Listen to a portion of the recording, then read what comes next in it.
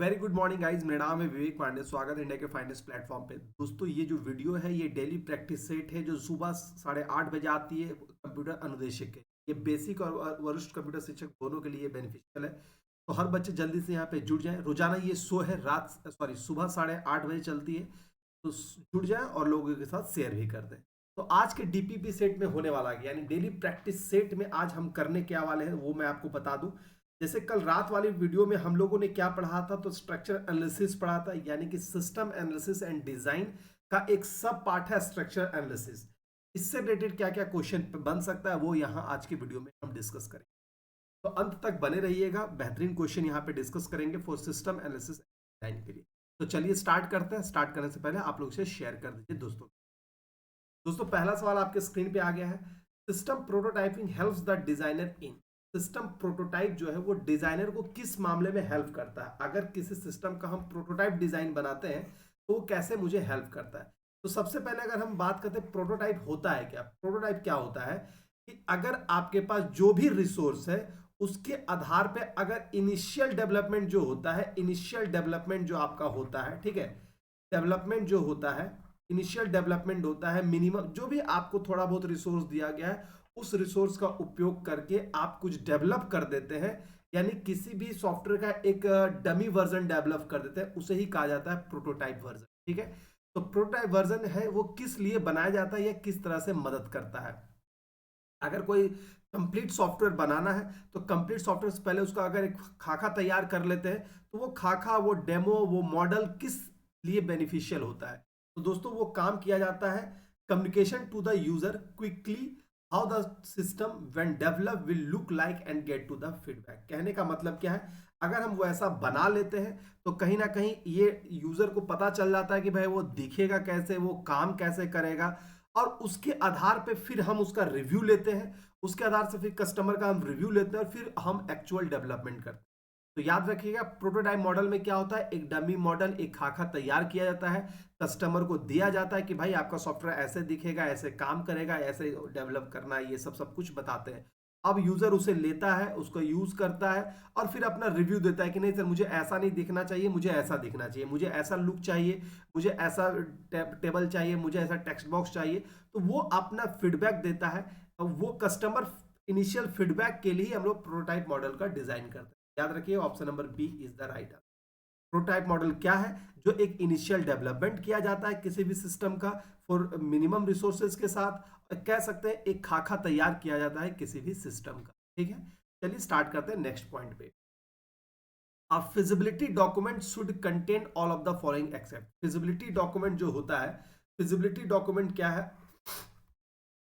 इसमें क्या नहीं होगा, फिजिबिलिटी डॉक्यूमेंट में क्या नहीं होगा?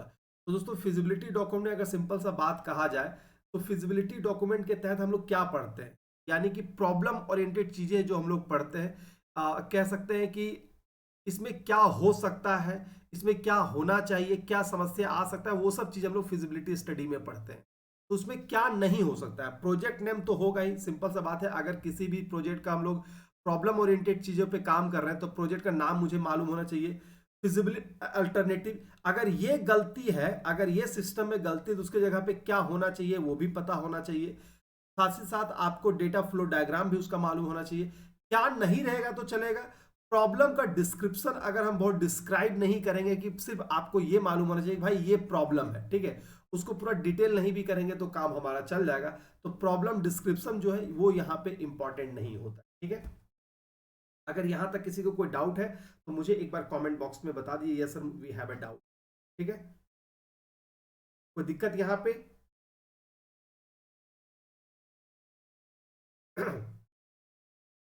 सिंपल सा बात है क्या दोस्तों, एक साइड लाइन में यहां लिख ही देता हूं फिजिबिलिटी स्टडी के बिहाफ में। फिजिबिलिटी स्टडी के बिहाफ में क्या होता है, ये डिफाइन करता है, it define the possibility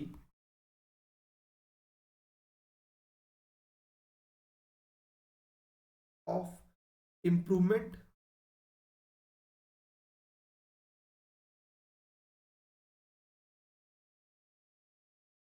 an existing system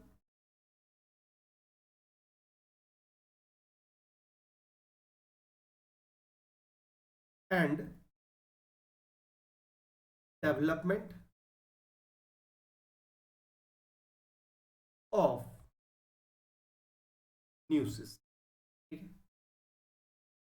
तो फिजिबिलिटी अध्ययन के तहत हम लोग क्या पढ़ते हैं भाई, कि आपका जो करंट सिस्टम में है, जो करंट सॉफ्टवेयर या करंट सिस्टम है, इसमें क्या सुधार की गुंजाइश है, क्या इंप्रूवमेंट कर सकते हैं, और इसका उपयोग करके हम लोग कुछ नया डेवलप कर सकते हैं। यही चीज है हम लोग जो पढ़ते हैं फिजिबिलिटी स्टडी के दौरान। ठीक है, कोई प्रॉब्लम नहीं, कोई दिक्कत नहीं। तो याद रखिएगा कि हम लोग इसके तहत पढ़ते हैं पॉसिबिलिटी ऑफ इंप्रूवमेंट, जो है सिस्टम में क्या पॉसिबल इंप्रूवमेंट किया जा सकता है, ये हम लोग फिजिबिलिटी स्टडी के तहत पढ़ते हैं। तो फिजिबिलिटी स्टडी का जब डॉक्यूमेंटेशन बनेगा तो उसमें प्रॉब्लम बहुत ज्यादा डिस्क्राइब नहीं किया रहेगा तो चलेगा, क्योंकि यहाँ पे इंप्रूवमेंट की जो गुंजाइश है उसको बेहतरीन तरीके से हम लोग बताते हैं। ठीक है, अगला है अब फिजिबिलिटी स्टडी क्या होता है। फिजिबिलिटी स्टडी में क्या होता है, include a statement of the problem, जी नहीं, किसी प्रॉब्लम का स्टेटमेंट नहीं होता है। कंसीडर ए सिंगल सॉल्यूशन, जी नहीं, ये भी नहीं होता है। A list of alternative solution consider. Simple सा बात है, फिजिबिलिटी स्टडी में क्या हुआ कि ठीक है भाई, हमारे पुराने सिस्टम में ये प्रॉब्लम आ रहा था, अब ये प्रॉब्लम का ये सॉल्यूशन होना चाहिए। तो हम लोग सॉल्यूशन ओरिएंटेड जो बातें हैं वो हम लोग फिजिबिलिटी स्टडी में, तो मैंने बताया ना कि इंप्रूवमेंट की बातें करी जाती है, इंप्रूवमेंट की बात करी जाती है। दैट मीन्स हम वहां पे ये बताते हैं दोस्तों कि अगर ये गलती है तो उसका ये सॉल्यूशन होना चाहिए। तो that means the list of alternative solution. हम लोग सिर्फ प्रॉब्लम नहीं वहां बताते, सिंपल सा याद रखिएगा, फिजिबिलिटी स्टडी के दौरान हम लोग सिर्फ ये नहीं बताएंगे कि ये आपके सिस्टम में प्रॉब्लम है, वो हम लोग फिजिबिलिटी स्टडी के दौरान बताते हैं भाई ये प्रॉब्लम है, इसका ये सॉल्यूशन हो सकता है, और ये भी सॉल्यूशन हो सकता है, ये भी सॉल्यूशन हो सकता है, यानी अल्टरनेटिव सॉल्यूशन बताते हैं। इंप्रूवमेंट की गुंजाइश है वो हम लोग तो आंसर हो जाएगा यहाँ पे हमारा a list of alternative solution consider. चलिए अगला सवाल क्वेश्चन पे आते हैं। The first step of the implementation phase is, implementation phase जब सॉफ्टवेयर बन के तैयार हो जाता है, जैसे मैंने बताया था पहले प्लानिंग होता है, फिर डिजाइनिंग होता है, फिर डेवलपमेंट होता है, फिर हमारा इंप्लीमेशन होता है, और फिर हमारा मेंटेनेंस होता है। तो जो सॉफ्टवेयर को डिप्लॉय कर दिया था यानी इंप्लीमेंट कर दिया था, उसका पहला फेज क्या होगा, यानी इंप्लीमेशन का भी पहला सब पार्ट क्या होगा। दोस्तों इंप्लीमेशन का भी जो पहला पार्ट होगा, कहीं का भी पहला पार्ट होगा, वो हमारा प्लानिंग ही होगा। तो इंप्लीमेशन प्लानिंग है, वो उसका पहला पार्ट होगा। सिंपल सा बात है। अब लॉजिक सोचो ना, लॉजिक सोच, अगर आपको इसका आंसर नहीं भी पता है तो आप डेली लाइफ में सोच सकते हैं। कोई भी अगर काम हमें करना है तो सबसे पहले उसकी प्लानिंग की जाती है, प्लानिंग करी जाएगी, उसके बाद उसका डिजाइन बनाया जाता है, डिजाइन करने के बाद उसे डेवलप किया जाता है, डेवलप जब हो गया उसे इंप्लीमेंट किया जाएगा, और इंप्लीमेंट किए के बाद उसके बाद मेंटेनेंस किया जाएगा। तो यही होगा किसी चीज में। तो अगर वही इंप्लीमेंट भी अगर हम लोग कर रहे हैं तो इसमें भी ये पहला काम प्लानिंग ही करना ही होगा। तो राइट आंसर यहां पे हो गया implementation planning is the right answer. ठीक है, अब आते हैं अगले सवाल में। All of the following tools are used to process description except, इनमें से कौन सा ऐसा टूल्स है जिसका इस्तेमाल किया जाता है प्रोसेस डिस्क्रिप्शन में, और किसका नहीं किया था, एक्सेप्ट पूछा जाए। तो दोस्तों यहां पे आप बात समझ लीजिए कि ये सब जो है ना, स्ट्रक्चरल एनालिसिस आपको याद होगा। स्ट्रक्चरल एनालिसिस में हम लोग क्या क्या पढ़े थे, तो इसी में हम लोग सूडो कोड पढ़े थे, सूडो कोड पढ़े थे सर। इसी के अंदर हम लोग डिसीजन टेबल पढ़े थे, इसी के अंदर हम लोग डिसीजन ट्री पढ़े थे, इसी के अंदर हम लोग डीएफडी पढ़े थे। तो सबका यूज हम ऑलरेडी डिस्कस भी कर चुके हैं। इसी के अंदर डेटा डिक्शनरी भी हम लोग पढ़े थे, डेटा डिक्शनरी भी हम लोग पढ़े थे। तो सवाल ये पूछा गया है दोस्तों, सवाल ये पूछा गया है कि अगर कोई प्रोसेस को हम लोग डिस्क्राइब कर रहे हैं, डिस्क्रिप्शन दे रहे हैं कि भाई ये काम ऐसे हुआ है क्या, तो उनमें से कौन सा टर्म है जो इंपॉर्टेंट नहीं है। तो दोस्तों यहां के अकॉर्डिंग डेटा डिक्शनरी इंपॉर्टेंट नहीं है। क्यों डेटा डिक्शनरी इंपॉर्टेंट नहीं है, क्योंकि डेटा डिक्शनरी जो है वो डीएफडी को डिस्क्राइब करता है, ये डीएफडी के डिस्क्रिप्शन को बताता है, डीएफडी को डिस्क्राइब करता है, डीएफडी में कितना डेटा का इस्तेमाल किया गया, क्या उसका फ्लो है, यानी डीएफडी का पूरा टोटल डिस्क्रिप्शन जो है वो हम लोग डेटा डिक्शनरी में पढ़ते हैं। डेटा डिक्शनरी में दो तरह का से पढ़े थे, एक हम लोग यहाँ पे पढ़े सिस्टम एनालिसिस में, और एक हम लोग डेटाबेस में भी पढ़े थे। तो डेटाबेस में हम लोगों ने क्या बोला था कि डिटेल इंफॉर्मेशन अबाउट डेटा, यानी डेटा के बारे में भी जो जानकारी दे उसे हम लोग डेटा डिक्शनरी कहते हैं। ठीक है, और यहां पे क्या पढ़ते हैं कि जो डीएफडी के बारे में डिटेल जानकारी दे उसे डेटा डिक्शनरी कहते हैं। थोड़ा सा विस्तार में जाने के लिए एप्लीकेशन में जो कल रात में वीडियो हुई थी उसे जाके एक बार जरूर देख लीजिएगा, वहां पे मैंने सबके बारे में ऑलरेडी बता दिया है। डेटा डिक्शनरी क्या होता है, सूडो कोड क्या होता है, डिसीजन टेबल क्या होता है, ये सब ऑलरेडी मैंने बता दिया। ठीक है, तो राइट आंसर हो गया यहाँ पे डेटा डिक्शनरी है, उसकी आवश्यकता नहीं पड़ेगी। थोड़ा सा सबके बारे में बताते हैं। सर स्ट्रक्चर इंग्लिश क्या होता है? Structure English that means query हो गया, जो हम लोग एसक्यूएल क्वेरी लिखते हैं उसे स्ट्रक्चर इंग्लिश कहते हैं। डिसीजन टेबल क्या होता है? जब कोई कॉम्प्लेक्स प्रॉब्लम आता है, जब कॉम्प्लेक्स प्रॉब्लम कहने का मतलब है कि भाई 4 कंडीशन फुलफिल होगा तब ये उसका सॉल्व, यानी कि जैसे होता है ना कि आपको अगर विदेश जाना है तो आपको 1 साल होना चाहिए, आपको वीजा होना चाहिए, आपका 18 साल होना चाहिए, आपके पास पासपोर्ट होना चाहिए, तो 5 कंडीशन फुलफिल होगा तब ये विदेश जा। ऐसा बहुत सारा लाइफ में काम होता है जिसमें मल्टीपल कंडीशन होगा तब उसका सॉल्यूशन मिलेगा। तो ऐसे चीज को कॉम्प्लेक्स, जहां भी कॉम्प्लेक्स रिलेशनशिप आ जाता है, जहां पे भी कॉम्प्लेक्स रिलेशनशिप आ जाता है दोस्तों, जहां पे कॉम्प्लेक्स रिलेशनशिप आ जाता है उसके लिए हम लोग डिसीजन टेबल बनाते हैं। ठीक है। सूडो कोड क्या होता है? सूडो कोड सिंपल सा याद रखिएगा, अगर जो भी एल्गोरिदम अगर हमको लिखना है, कोई भी एल्गोरिदम या प्रोग्राम लिखना है, उस एल्गोरिदम का एक हम लोग कह सकते हैं कि स्टेटमेंट तैयार करते हैं, टेक्स्ट बेस्ड स्टेटमेंट तैयार करते हैं कि भाई इसमें टेक्स्ट बेस्ड स्टेटमेंट तैयार करते हैं, भाई इसमें लूप का इस्तेमाल होगा, आपको यहाँ पे ये डेटा टाइप का इस्तेमाल करना है, ये सीक्वेंस इसका ऐसे जाएगा। तो ये जो टेक्स्ट बेस्ड स्टेटमेंट जो डिस्क्राइब करते हैं उसे हम लोग सूडो कोड कहते हैं। किसी भी प्रॉब्लम का अगर सूडो कोड हम लोग लिख दिए हैं, वो किसी भी डेवलपर को दे देंगे, वो उसका एल्गोरिदम लिख देगा और प्रोग्रामर उस एल्गोरिदम का उपयोग करके किसी भी भाषा में उसे डेवलप कर सकता है। तो सूडो कोड एक कह सकते हैं कि एक कोडिंग, एक ब्लूप्रिंट तैयार किया जाता है, लेकिन टेक्स्ट बेस्ड में उसका उपयोग करके एल्गोरिदम लिखा जाता है जो किसी भी प्रोसेस को स्टेप बाय स्टेप डिस्क्रिप्शन को बताता है, और एल्गोरिदम का उपयोग करके हम किसी भी प्रोग्रामिंग लैंग्वेज में उसको इंप्लीमेंट करके किसी भी सॉफ्टवेयर को डेवलप कर देते हैं। तो बहुत अच्छा लॉजिक है। सूडो कोड लिख दो यानी उसका एक मोटा मोटी आइडिया बता दिया, सूडो कोड के बाद एल्गोरिदम लिख दो यानी उसका प्रोसेस बता दिया, अब उस एल्गोरिदम में किसी लैंग्वेज को पुट कर दो तो वो सॉफ्टवेयर डेवलप हो गया। तो यही तरीका होता है किसी भी सॉफ्टवेयर को डेवलप करने का।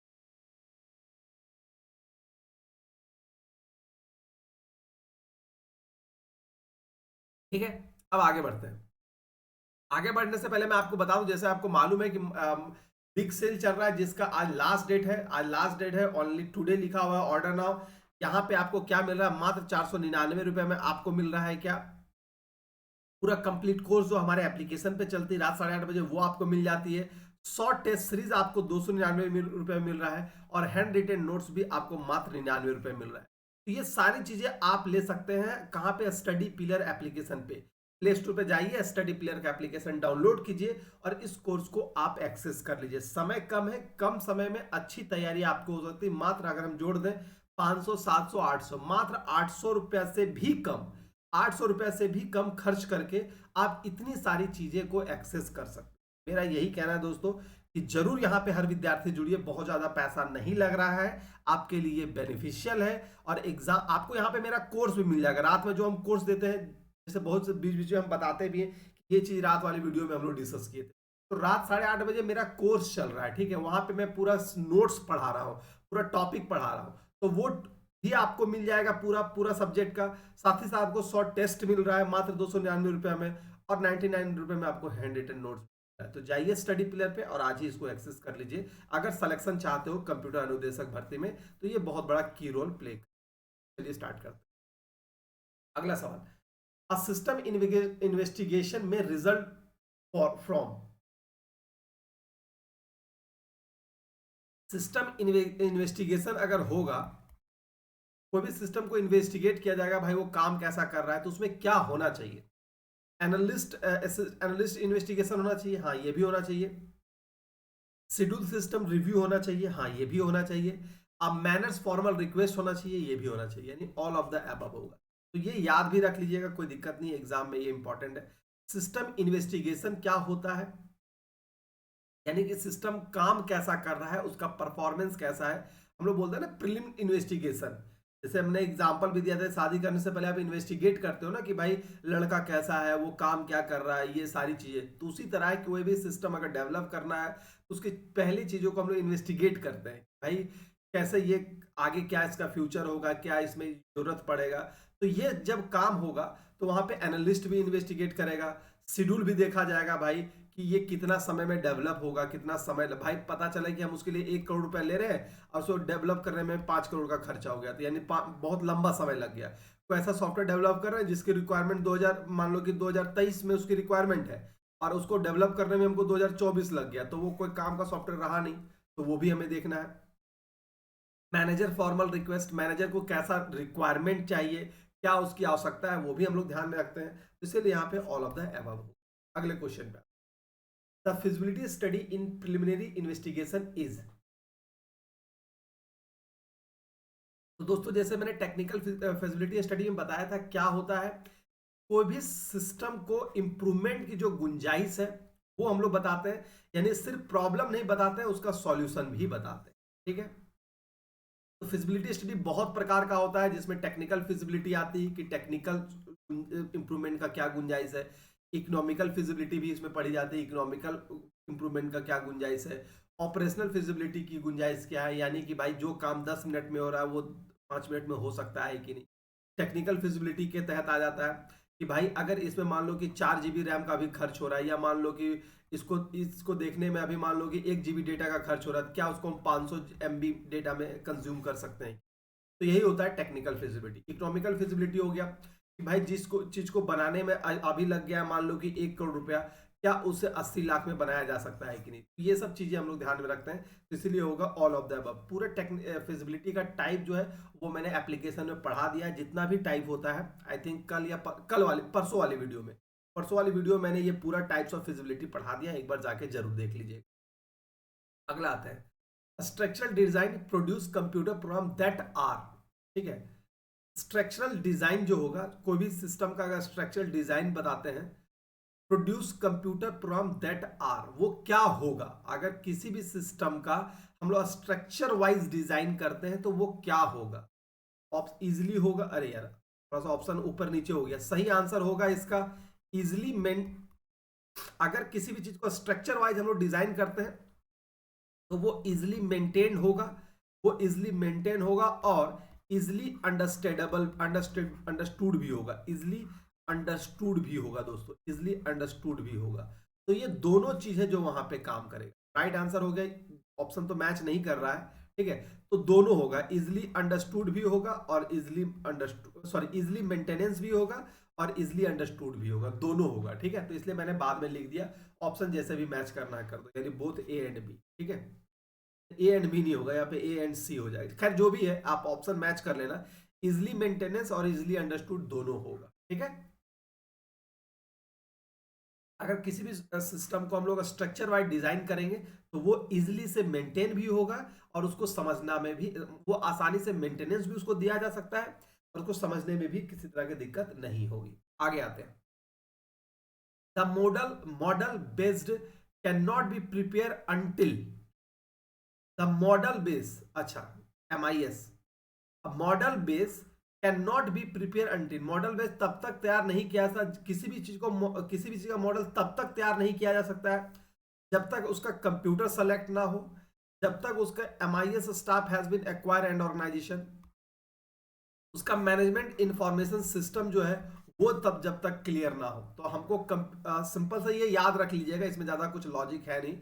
Model base can not be prepare, किसी भी चीज का मॉडल बेस हम लोग तब तक प्रिपेयर नहीं कर सकते हैं जब तक कंप्यूटर उसे सेलेक्ट ना हो और MIS स्टाफ हैज बीन, जब मतलब उसमें सिस्टम क्या लगेगा ये पता ना हो, और साथ ही साथ उसमें कितना मैन पावर की आवश्यकता है, यानी स्टाफ की कितनी आवश्यकता है, ये अगर ना पता चले तो हम किसी चीज का मॉडल डेवलप नहीं कर सकते। तो राइट आंसर हो गया मेरा बोथ ए एंड बी। दोस्तों मैं आपको बता देता हूं ना कि सारी चीजें लॉजिक वेव्स है। स्ट्रक्चर एनालिसिस में क्या होता है कि आप डेली लाइफ से भी जोड़ के पढ़ सकते हो, आप अपने निजी जीवन में इसको ढाल दो तो आप आराम से बहुत सारे क्वेश्चन का आंसर कर सकते हो। बाकी टेक्निकल चीज तो हम लोग डिस्कस करते ही कर। ठीक है, चलिए तो दोस्तों ये था आज का वीडियो जो हम लोग डिस्कस किए, यानी टॉप क्वेश्चन जो कल की क्लास में बन सकता था। कैसा लगा वीडियो मुझे जरूर बताइएगा और साथ ही साथ अपना रिव्यू भी जरूर दीजिएगा और लोगों के साथ शेयर भी कर दो यार। और रात 8:30 बजे वाला सेशन भी जरूर ज्वाइन करें, क्योंकि वहां पे हम लोग पूरा टॉपिक पढ़ रहे हैं। ठीक है, वो आपके लिए बेनिफिशियल होगा। ठीक है, तो थैंक्स फॉर वॉचिंग, फिर मिलते हैं अगले क्लास में, तब तक के लिए good luck, goodbye and